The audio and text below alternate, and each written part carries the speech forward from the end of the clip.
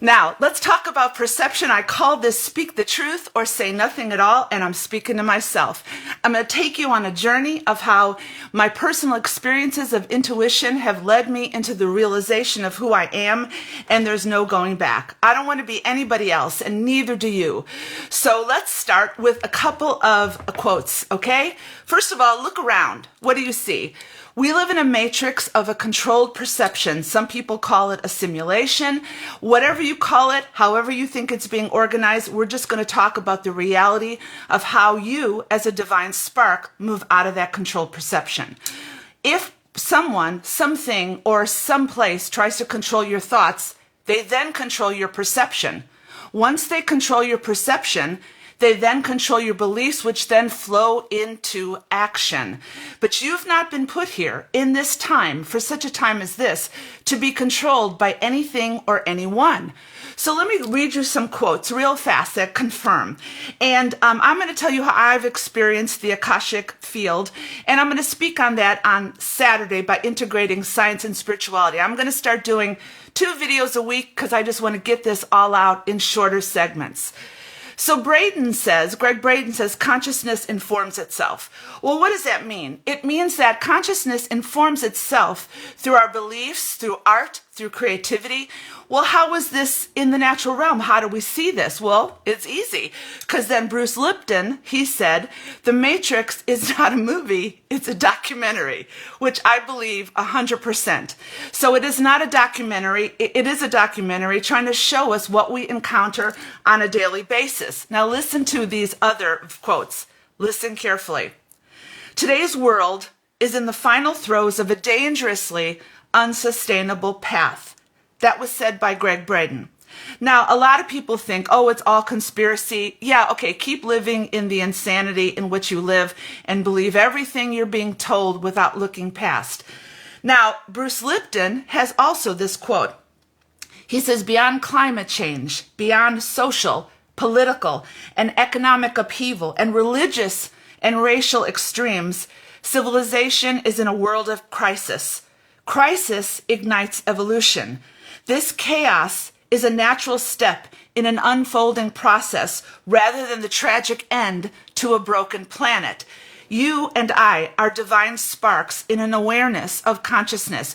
We do not comply nor fall victim to the narrative, but that takes consistency on our part to flow in our intuition and to flow in a measure of critical thinking, knowing that what you see is not what you get. That's very hard. Now listen to Ervin Laszlo's quote. He says, evolution is not smooth. It's not even. It unfolds in the planet on a strong, nonlinear fashion. It is continuous, but it is interspersed with radical fluctuations, dramatic fallbacks, and positive forward leaps, which we are experiencing right now all around us. We live through a phase of traumatic downshift on the planet. But if we attain the power in the phase of a positive upshift, we must survive the impact of the downshift and not fall victim to it. This is exactly where we are. You cannot deny the reality of what you're seeing, neither in the New Age version of love and light or the fundamental Christian version of a rapture. Nothing is saving us. To come out into the evolution of a new planet, we're going to go through it. But you will go through it based upon your intuition and the divine spark, which you are. So then Ervin Laszlo, who's a scientist, a philosopher, he says this: we are at a tipping point in our evolution, a watershed that leads either to the extinction of the human species or to the birth of a planetary civilization where humans live in harmony with each other and with life on the earth. This is exactly what I believe. I believe that, yes, everything we're seeing is traumatic. I mean, I don't know who you're listening to, but if you really listen to what's going on right now through this hurricane that passed through, you will be shocked at what the media is not reporting. So where does this take us? You are the answer. You do what you have with what you can, with where you are. Now, let's talk about speaking the truth or saying nothing at all. And I'm speaking to myself, and I'm going to tell you what's happened to me over the past month within my intuition. So, intuition flows from a transcendent dimension outside of time. It's not ethereal. It's not something you ascribe to that only mystics ascribe to. It is within you. It is a connection to a higher dimension that can lead and guide you through a simulation narrative of a simulation overlay on the planet that is trying to control who you are, to fit who you are, and do not be who you are called into time for such a time as this.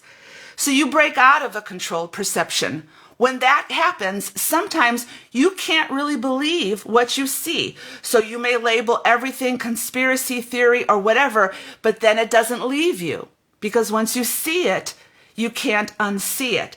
But it depends on where you're being led to listen to, where you're being led to think, which has got to be outside of the algorithms of social media, because they want to keep you trapped in a limited perception. So an intuition, it involves movement to some degree. When I feel within the essence of my being, if I'm feeling that I have to partake in some action, I can't just sit on the sidelines and watch. I have to disregard if people think I'm crazy. I have to disregard their denigration or denouncement of me, like, why are you doing this? And you have to honestly say, I'm not sure yet. You have to have the courage to be you as you're moving out in your intuition. It is not stagnant, but always requires a response. When you are triggered, when you are in pain, you have to go to the source and ask yourself, what's causing this? Was it something in childhood? If you're led to go to a physical location, you can't just sit back and say, well, maybe another day. No, you have to take a step out in courage, not even knowing what you're doing. I'm going to talk about all that in a few minutes. So why am I teaching this? Well, it's become 100% evident to me that the Abrahamic religions, and you know what those are integrally linked with some savior coming back. That is a God outside of us. And I heard Glenn Beck say in a podcast the other day that I just happened to listen to that he totally believes in the rapture. That yes, we're going through all this stuff, but Jesus is coming back, guys. Okay, believe what you want, you're going to see that's not true. So the Abrahamic religions have fostered fear and death and war on this planet. That's a given fact. And so they want to keep you in that mindset with allegiance to a chosen people or whatever. Don't buy into it. So break out of it. Now, another thing that keeps you into this matrix is the opposite of that, which is a New Age belief that everything is bliss. So there's an internal rapture going on inside of you, and all you have to do is ascend. Avoid the truth, be nothing but love and light, be a false positivity while everything is breaking around you. Pretend like it doesn't exist.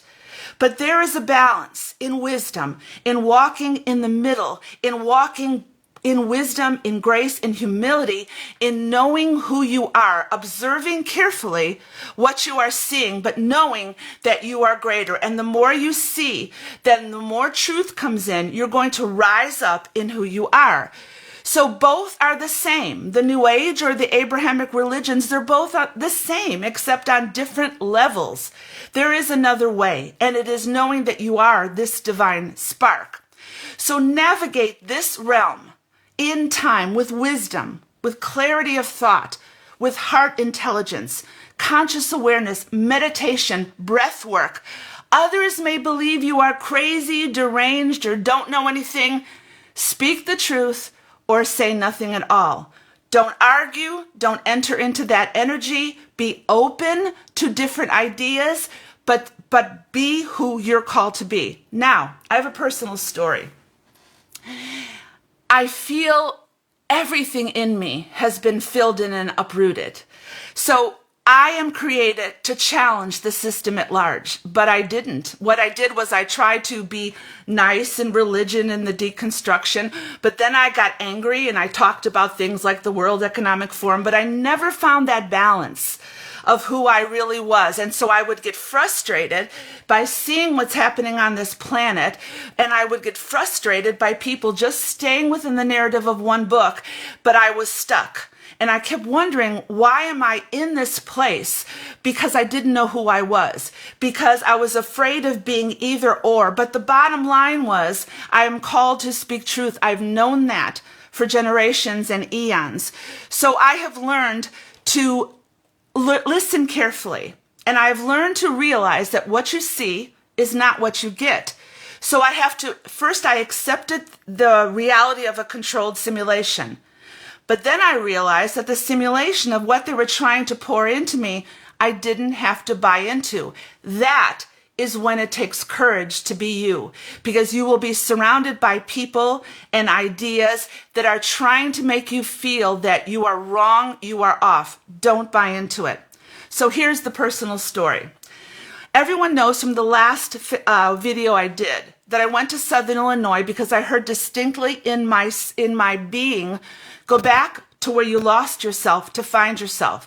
Now you have to realize, over the past 5 years, I've said that I've kind of lost a sense of intuition because of grief, because of extreme changes in my life.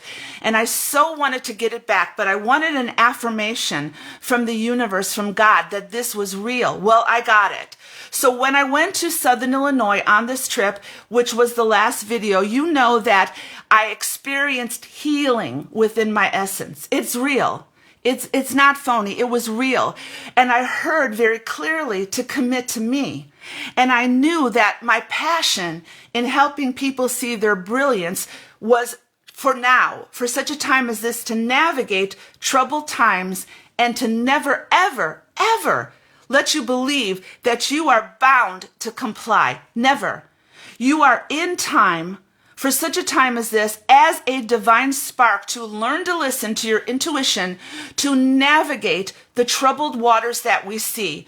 You are purposeful in this time.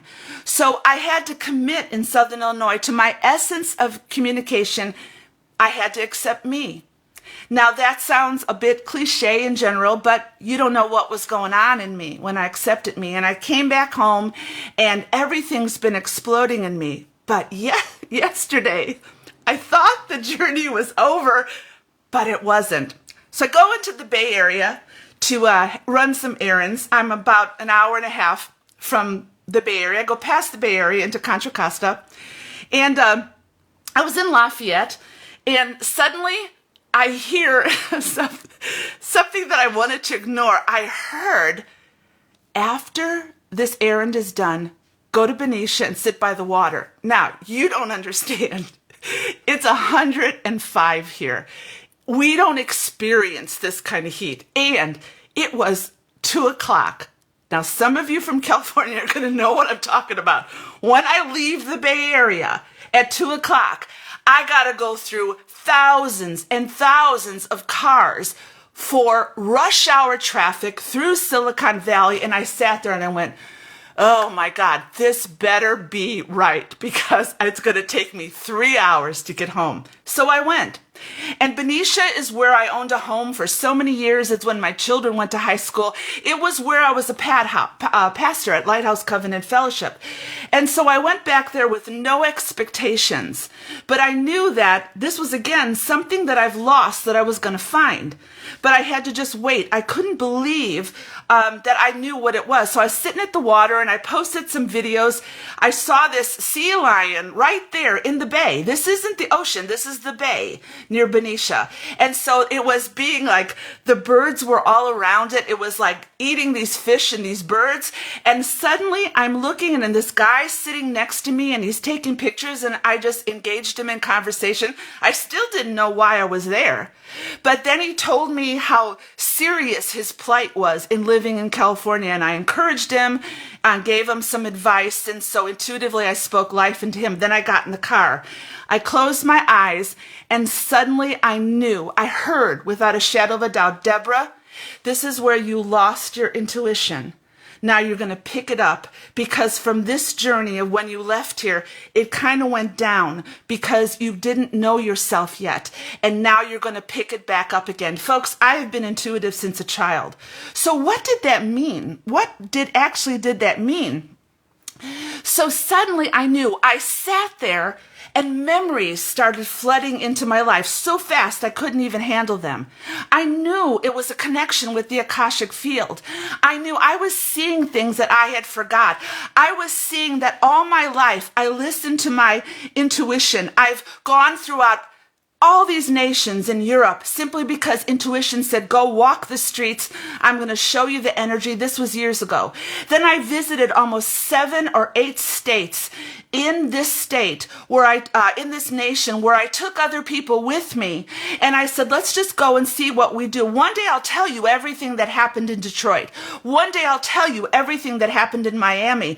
But everybody, since I was a pastor during some of this, everybody kind of sat back and looked and said, is she crazy or does she know what she's doing? And they were looking for proof. Intuition may not ever give you proof externally, but it will show you inside that you are seeing. You will know beyond a shadow of a doubt that what you're seeing is true. So all these memories kept flying back, and I realized I focused on one memory, how I went to Rome, and I've been to Rome several times. Now, folks, you don't have to be rich to go to these places. You just have to follow the intuition, because within the intuition, within the vision, within the field is the potential that will link you up with the financial resources you need to go. Trust me. So I go to Rome and I did something bizarre. I took 7 stones, and on each of the stones I wrote the I am statements of Jesus. This was years and years ago, which I still love those statements. And I put them in the Vatican. I put them at the Trevi Fountain. I put them in the catacombs. And I just silently and subtly left each of those stones in 7 different places. And then I realized the reason I did that was because I was in the control center of all religion. And yet this so-called religion that's supposed to be so free denigrated the very essence of Jesus and totally denied what he was really sent here to tell us. Now, I hope this makes sense to you. That memory kept flooding in. It came in so quick. Other memories. You should see what happened to me in Detroit. One thing led to another simply because I heard within me, go to Detroit. And I went, my friend and I, we stayed 7 days. One thing led to another, and I found myself preaching at 2 churches simply because I ran into people and told them why I was there. Folks, your intuition is filled with awe and wonder and mystery.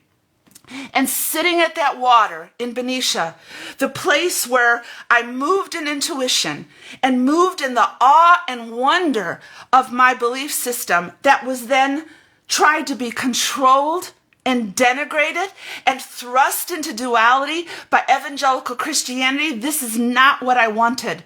So then one thing led to another, and I slowly distanced myself from my intuition in so many ways. But folks, it's back. And I'm telling you this to tell you to take the journey, to go back to where you lost yourself, to find yourself, and then to navigate these times in intuition. You will make some mistakes. People will not understand you.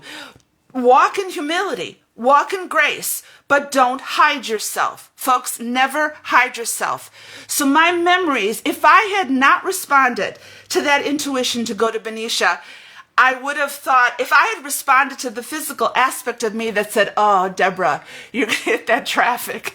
Everybody leaving Silicon Valley and Morgan Hill. And then I knew the exact spots where I was going to hit all that traffic. And I did, folks. It took me 3 hours. It usually only takes me an hour and 50 minutes. But I was so enraptured, not externally raptured, folks. Enraptured. I was so elevated in my existence that I knew that I didn't have to be anything to anybody. It didn't matter if people listened or not listened, that I was going to be myself with the sole purpose of knowing what I am here to do. Do you know why you are in this earth for such a time as this? You will find out if you follow your intuition, if you're silent, doing breath work during meditation. So this brings me to now, and I'll end soon. Like I said, I'm going to do more videos. They're going to be shorter. They're going to be to the point. It frustrated me to only do them once a week because I just felt that they were too long. And that's another way I just accept it myself. So what about now? What came out of that formed in the basis of my heart? Well, speak the truth in wisdom, but speak. You don't know some of the things I believe. I believe that geoengineering is real and the planet is being controlled through weather. I'll leave it at that. I believe that there are certain evil agendas on this planet that's in the simulation overlay, and I'll tell you a few of them. Number one, the Abrahamic religion perpetrate lies upon lies, and it's a perpetration of thought based in duality in order to warmonger in death through the purpose of greed, in capturing a whole nation in a belief that there's a chosen people. I'll leave it at that. Well, then you have tech, which is the ultimate control of devaluing humanity in favor of technology. They believe, many of them are not spiritual, they believe consciousness is in the brain. That's bullshit, folks. That's so bullshit, you don't even have to realize it. Consciousness in the brain, really? So when I'm out of here, that is the end of my existence? No, I didn't start here, and I'm not going to stop here. So tech in the hands of people who have no spirituality in any form is going to try to buy you into anything. What about the medical? Well, their message is clear. Shoot it up, swallow it up, and deny your holistic biology. You're never going to hear about alternative methods unless you seek them out. And I'll tell you at a future time. There are alternative methods of health holistically out there. You're never going to hear it through the legacy media. You're never going to hear it through the medical establishment on the whole. Now, I'm going to put a disclaimer. I got great doctors. And the reason they're great doctors is because they simply listen to me. They do not expound like they know better. They listen to my concerns, listen to my heart, and then respond. And then I take it and see, is what they're telling me that's right? I have left doctors that I have felt such an energy of greed into doctors that are holistic. And so I'm not denying the medical establishment. I am denying the control of you-know-who. And then the government, what to say? They're evil and corrupt. You may not believe it. It's a uniparty, folks. When you go down to the essence of what they believe, it's not you. I'll leave it at that. So you have to break out of the box.